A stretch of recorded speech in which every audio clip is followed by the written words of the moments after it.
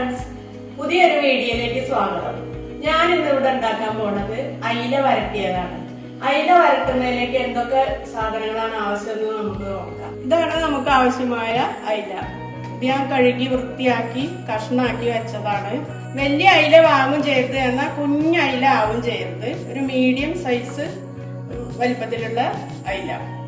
ഇനി ഇതിലേക്ക് വേണ്ടത് കറിവേപ്പില, സവാള ചെറുതായിട്ട് അരിഞ്ഞത്, വെളുത്തുള്ളി, തേങ്ങാക്കൊത്ത്, ഇഞ്ചി, പച്ചമുളക്, പിന്നെ അതിലേക്ക് വേണ്ട നാളികേരം, മല്ലി, മുളക്, മഞ്ഞൾ, ഉപ്പ്, പൊടി, പിന്നെ അതിലേക്ക് ആവശ്യമായ വെള്ളം. ഇനി ഇത് എങ്ങനെയൊക്കെയാണ് പാചകം ചെയ്യാന്ന് നോക്കാം.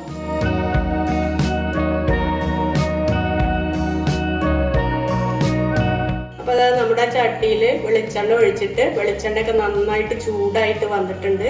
ഇനി നമുക്ക് ഇതിലോട്ട് സവാള ഇട്ട് നന്നാക്കി വഴറ്റിയെടുക്കണം. സവാളയും വെളുത്തുള്ളിയും തേങ്ങാക്കൊത്തും പച്ചമുളകും ഇഞ്ചിയും എല്ലാം ഒന്ന് നന്നായിട്ട് വഴറ്റിയെടുക്കണം. ഇത് നല്ലോണം ചുവന്ന കളറിൽ വഴന്ന് വരുമ്പോൾ നമുക്ക് അതിലോട്ട് മുളക് പൊടിയും മല്ലിപ്പൊടിയും മഞ്ഞൾപ്പൊടിയും ഒക്കെ മിക്സ് ചെയ്യണം. അപ്പോൾ ഇതൊന്ന് നന്നായിട്ട് വഴന്ന് വരട്ടെ. അപ്പം നമ്മുടെ സവാളയും കറിവേപ്പിലയും ഇഞ്ചിയും വെളുത്തുള്ളി പച്ചമുളക് തേങ്ങാക്കൊത്ത് ഇതെല്ലാം ചേർത്തിട്ട് നന്നാക്കി ഒന്ന് വഴറ്റിയെടുക്കുക.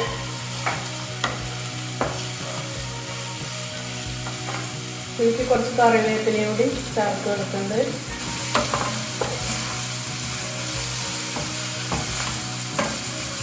അപ്പൊ നമ്മുടെ ഉള്ളി നന്നായി വഴന്നു വന്നിട്ടുണ്ട്. പിന്നെ ഇതിലേക്ക് ഈ മസാലയൊക്കെ ഒന്ന് ചേർത്ത് കൊടുക്കാം. നമുക്ക് മുളക് പൊടി,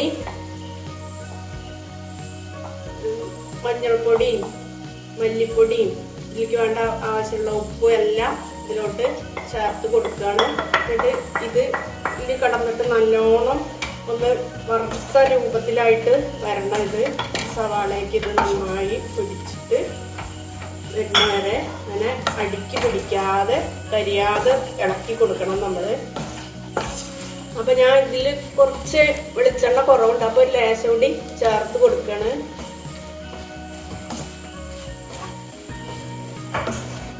കരിയാതെ ഇങ്ങനെ നന്നായിട്ട് ഇളക്കി കൊടുത്തോണ്ടേ നിൽക്കണം. ഇത്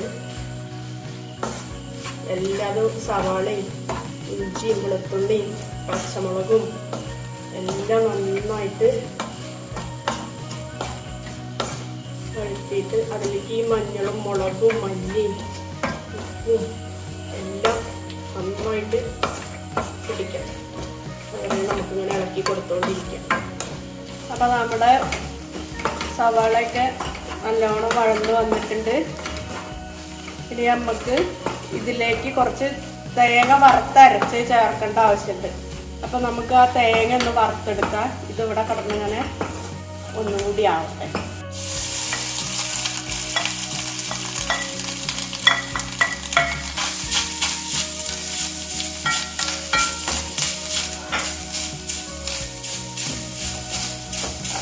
നാളികേരം കരിയാതെ നല്ല ചുവന്ന് വറുത്തെടുക്കണം. അപ്പം നമ്മുടെ നാളികേരം നന്നായിട്ട് മൂത്ത് ചുമന്ന കളറിലായി വന്നിട്ടുണ്ട്. ഇനി നമുക്ക് ഇതൊന്ന് അരച്ചെടുക്കണം. നന്നായിട്ട് അരയണം.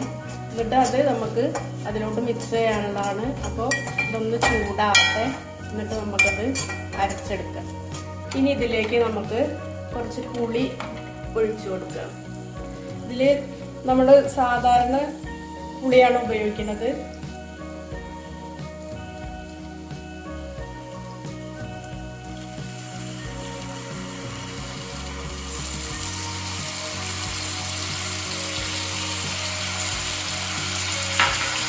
ഇനി ഈ പുളിയിൽ കിടന്ന് ഈ സവാളയൊക്കെ ഒന്ന് നന്നായിട്ടൊന്ന് തിളച്ചു. അപ്പോൾ പുളിയൊക്കെ പാർന്നിട്ട് നല്ലവണ്ണം തിളച്ച് വന്നിട്ടുണ്ട്. ഇതുണ്ടോ, ഇതിലെ എണ്ണയൊക്കെ നന്നായിട്ട് തെളിഞ്ഞ് മേലെ വന്നിട്ടുണ്ട്. ഇനി നമുക്ക് ഇതിലോട്ട് നന്നാക്കി വെച്ച ആ അയില ചേർത്ത് കൊടുക്കാം.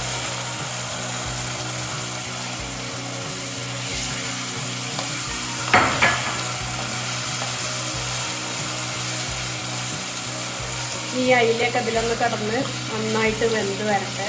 ഒന്ന് നമുക്ക് അടച്ച് വെച്ചിട്ടൊന്ന് വേവിക്കാം.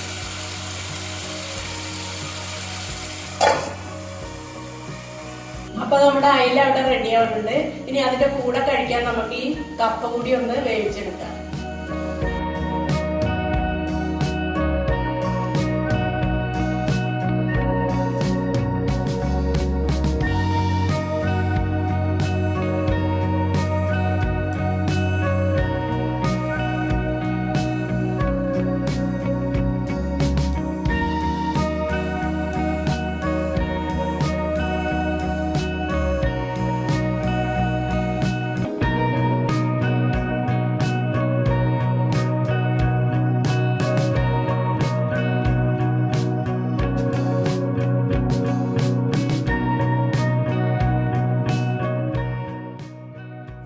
അപ്പം നമ്മുടെ അയില ഇവിടെ റെഡി ആയിട്ടുണ്ട്. ഇനി അതിലേക്ക് ചേർക്കാനുള്ള അരപ്പാണിത്. ഇതിലോട്ട് ചേർത്തിട്ടൊന്ന് നന്നാക്കി മിക്സ് ചെയ്തിട്ട് ഇത് വാങ്ങി വെക്കാം. അരപ്പ് ചേർത്ത് കഴിഞ്ഞതിന് ശേഷം ഇത് പതിയെ ഇളക്കി കൊടുക്കണം. കഷ്ണം ഉടഞ്ഞു പോവാതെ പതിയെ ഇളക്കി കൊടുത്തിട്ട് ഒന്നുകൂടി ഒന്ന് ചൂടാക്കിയെടുക്കാം നമുക്ക്. അപ്പൊ നമ്മുടെ അയില വരട്ടിയത് നന്നായി ശരിയായിട്ട് വന്നിട്ടുണ്ട്.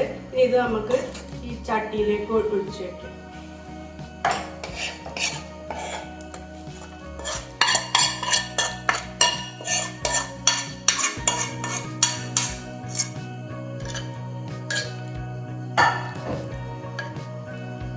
അപ്പൊ നമ്മുടെ കപ്പ ഇവിടെ ആയിട്ടുണ്ട്.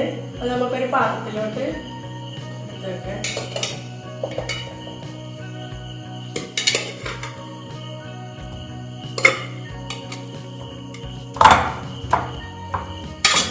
അപ്പൊ നമ്മുടെ അയില വരട്ടിയതും കപ്പയും റെഡി ആയിട്ടുണ്ട്.